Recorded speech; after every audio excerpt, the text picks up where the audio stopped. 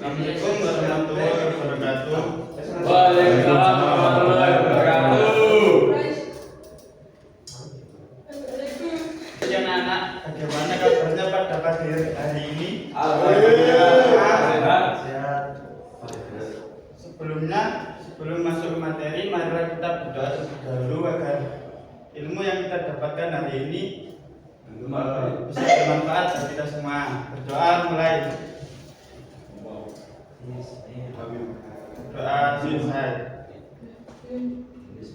Sebelum masuk ke materi, saya ingin bertanya pada kalian, apakah ada yang sudah tahu mengenai pergaulan bebas? Mas Dik, sudah tahu? Belum. Kalau begitu, marilah kita mulai materi pada hari ini, yaitu hakikat bahaya pergaulan bebas. Tujuan pembelajaran ini adalah yang pertama, peserta didik dapat mengenal dan memahami bahaya pergaulan bebas. Yang kedua, peserta didik dapat memahami faktor penyebab pergaulan bebas. Dan yang ketiga, peserta didik mampu berperilaku sesuai norma dalam kehidupan sehari-hari. Yang pertama, kita akan membahas mengenai pengertian pergaulan bebas. Pergaulan bebas ini adalah istilah yang merujuk pada interaksi sosial yang tidak terikat oleh norma-norma sosial, moral, atau agama yang berlaku. Hal ini seringkali menjadikan seseorang berperilaku yang berisiko seperti seks bebas, penyalahgunaan narkoba, dan perilaku negatif yang lainnya. Dalam konteks pendidikan jasmani, olahraga, dan kesehatan, penting untuk kita memahami bahaya pergaulan bebas agar siswa dapat membuat pilihan yang lebih baik dalam kehidupan sehari-hari, atau agar kalian dapat menentukan pergaulan yang baik dan pergaulan yang buruk. Selanjutnya, ada ciri-ciri pergaulan bebas. Ciri-ciri yang pertama yaitu interaksi tanpa komitmen. Hal ini biasanya berupa hubungan sosial atau seksual yang tidak memiliki ikatan atau perjanjian yang jelas. Yang kedua, aktivitas seksual bebas. Dalam hal ini biasanya remaja melakukan hubungan seksual tanpa komitmen, seringkali dengan banyak pasangan dan tanpa menggunakan alat pengaman yang memadai. Yang ketiga, berpakaian tidak pantas. Tindakan ini umumnya melanggar norma kesopanan atau norma sosial di masyarakat. Yang keempat, kurangnya tanggung jawab. Remaja pada saat ini biasanya bersikap tidak bertanggung jawab dalam tugasnya sehari-hari. Jadi terkesan menyepelekan tugas sehari-harinya. Ciri-ciri selanjutnya yaitu menghabiskan waktu untuk kesenangan. Pergaulan bebas yang seperti ini biasanya melakukan aktivitas hura-hura tanpa memperhatikan dampak jangka panjang. Mungkin bisa seperti bermain game berlebihan, bermain HP yang tidak melihat waktu dan lainnya.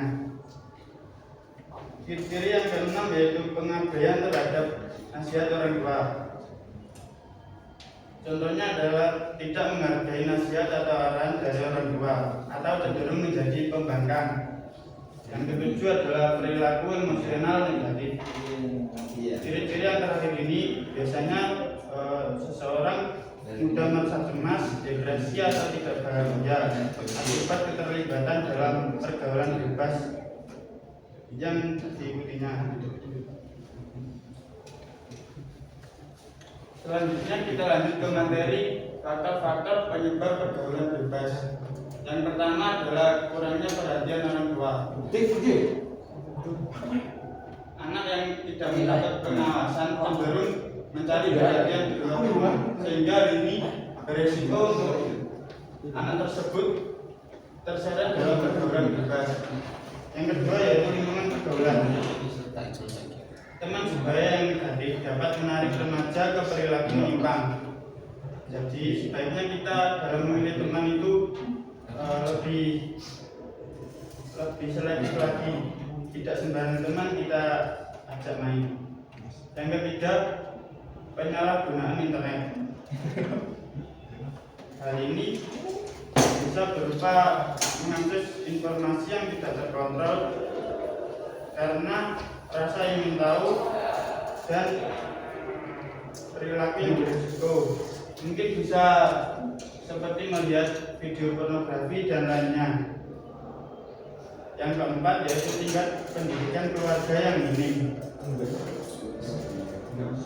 Pendidikan agama yang rendah atau pendidikan keluarga yang rendah membuat remaja lebih rentan terseret dalam pergaulan bebas. Yang kelima, hal ini biasanya lebih sering terjadi di masyarakat, yaitu broken home atau keadaan rumah yang tidak harmonis, sehingga perhatian orang tua kurang, menyebabkan anak tersebut lebih mencari hiburan di luar rumah. Yang keenam yaitu faktor ekonomi. Keluarga dengan ekonomi sulit dapat memaksa remaja mencari cara bertahan hidup, seperti mungkin ikut pang dan lain-lainnya. Yang ketujuh yaitu lemahnya kontrol diri. Remaja dengan kontrol diri rendah cenderung tidak dapat membedakan perilaku baik dan buruk. Hal ini juga dapat menyeret remaja tersebut dalam pergaulan yang tidak baik atau berteman dengan teman yang bermasalah. Selanjutnya yaitu contoh-contoh pergaulan bebas. Yang pertama ada seks bebas. Seks bebas sendiri adalah hubungan seksual tanpa ikatan resmi yang berisiko tinggi terhadap penyakit menular seksual dan kehamilan tidak diinginkan. Yang kedua, penyalahgunaan narkoba. Hal ini biasanya berupa mengonsumsi obat-obatan terlarang yang dapat menyebabkan ketergantungan dan masalah kesehatan. Yang ketiga, minum minuman keras berlebihan, seperti mengonsumsi alkohol yang tidak terkontrol berpotensi menyebabkan kecelakaan dan perilaku agresif. Yang keempat yaitu merokok. Kebiasaan merokok yang seringkali dianggap sepele sebenarnya berbahaya bagi kesehatan remaja. Yang kelima yaitu bullying. Bullying ini adalah perilaku intimidasi atau kekerasan terhadap individu lain yang berdampak negatif pada kesehatan mental korban. Selanjutnya yaitu perjudian. Kegiatan berjudi dapat menyebabkan kecanduan dan juga pasti menyebabkan kerugian dalam hal uang atau finansial. Yang ketujuh, ada hubungan tanpa komitmen.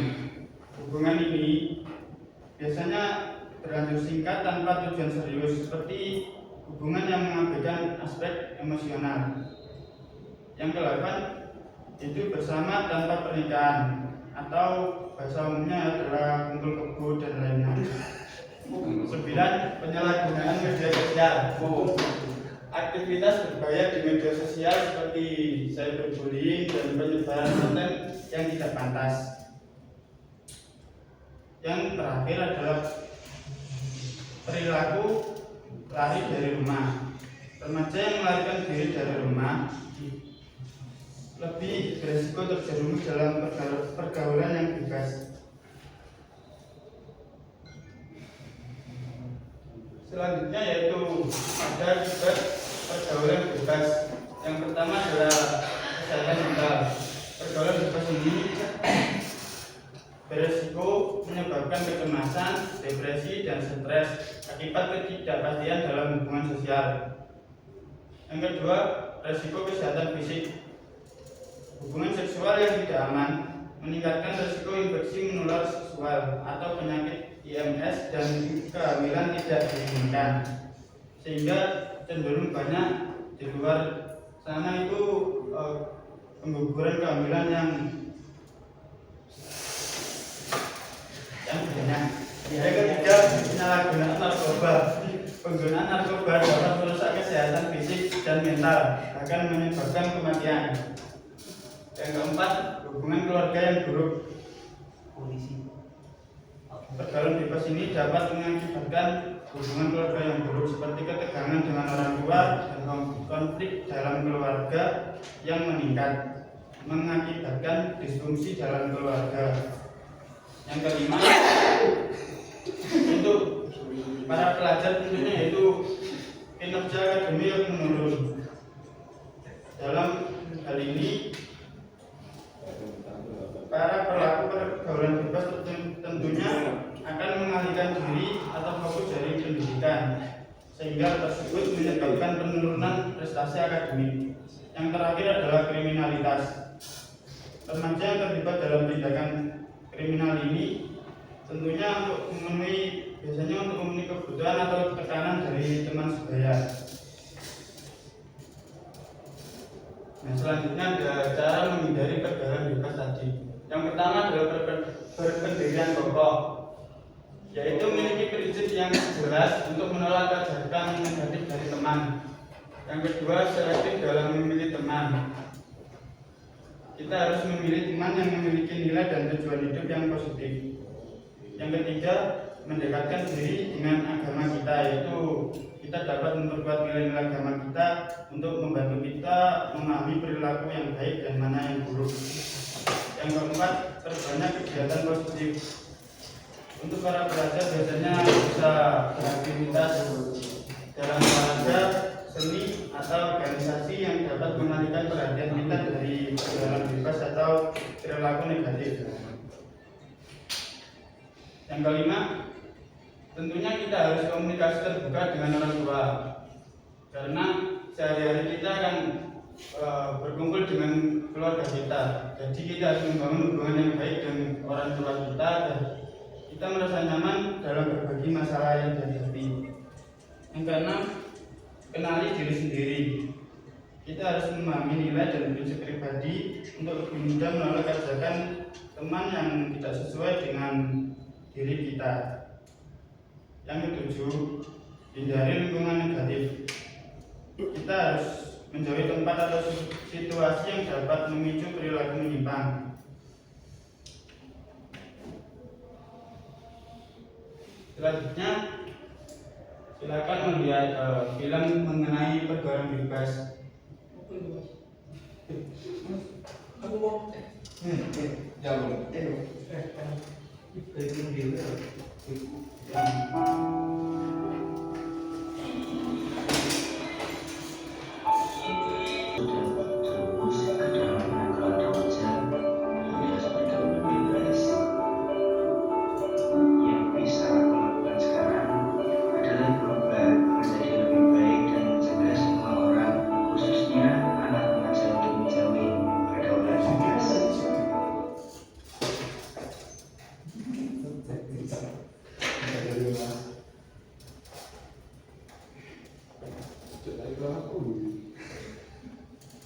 Mungkin sekian dari video tadi. Jadi yang awalnya hanya mencoba-coba, kemudian si Rafa tadi menjadi ketagihan, dan akhirnya teman yang mengajaknya tadi mengalami overdosis obat-obatan terlarang. Dan akhirnya Rafa tadi menjadi sadar dan tidak melanjutkan pergaulan bebas tersebut. Kesimpulan dari materi hari ini yaitu pergaulan bebas di kalangan remaja disebabkan oleh berbagai faktor seperti kurangnya perhatian orang tua dan pengaruh teman sebaya. Akibatnya tentu saja sangat serius, termasuk dampak negatif pada kesehatan mental dan fisik serta penurunan prestasi akademik. Untuk mencegah pergaulan bebas, penting untuk membangun komunikasi yang baik dengan orang tua kita, kemudian memilih teman yang positif dan terlibat dalam kegiatan yang bermanfaat. Pendidikan karakter juga berperan penting dalam membantu remaja membuat keputusan yang tepat. Nah, mari kita berkomitmen untuk tidak terjebak dalam pergaulan bebas. Pilihlah lingkungan yang mendukung dan aktivitas yang positif agar dapat menciptakan masa depan yang lebih baik.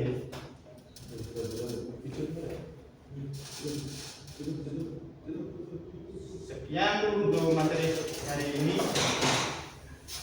apakah ada yang ingin ditanyakan? Oh.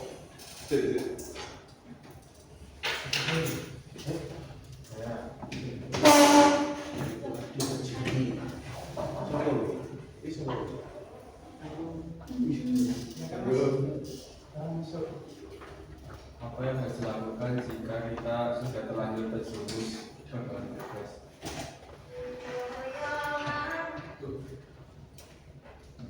Apa yang harus kita lakukan Jika sudah terlanjur terjerumus ke dalam depresi?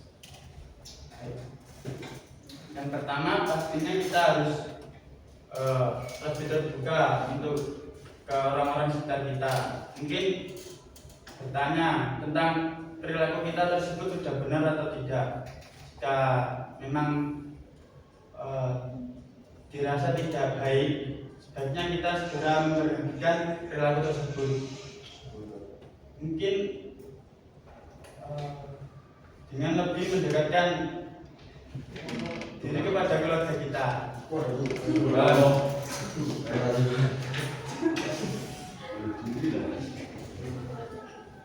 Apakah ada yang ditanyakan lagi? Cukup. Jika tidak ada, maka Bapak akan bertanya.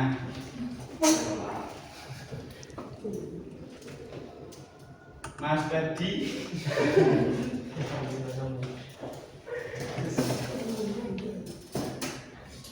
dari materi tadi, apa saja faktor-faktor yang menyebabkan pergaulan bebas tersebut dapat terjadi?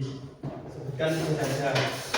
Yang saya tahu dan sudah dipaparkan tadi sebab karena teman sebaya, terus sama kurangnya perhatian orang tua. Satu lagi Mas. Yang lain sudah dibantu. Tidak semua nih.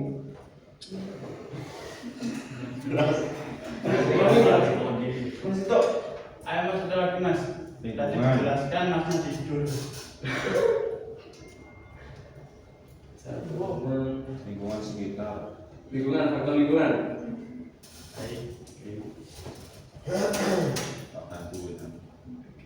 Mungkin kegiatan untuk hari ini sudah cukup. Ayo. Sebelum kita mengakhiri kegiatan pada hari ini, marilah kita berdoa terlebih dahulu agar materi yang kita pelajari hari ini menjadi ilmu yang bermanfaat. Doa mulai. Doa selesai. Sekian dari Bapak, kurang lebihnya saya mohon maaf. Saya akhiri, wassalamualaikum warahmatullahi wabarakatuh. Waalaikumsalam.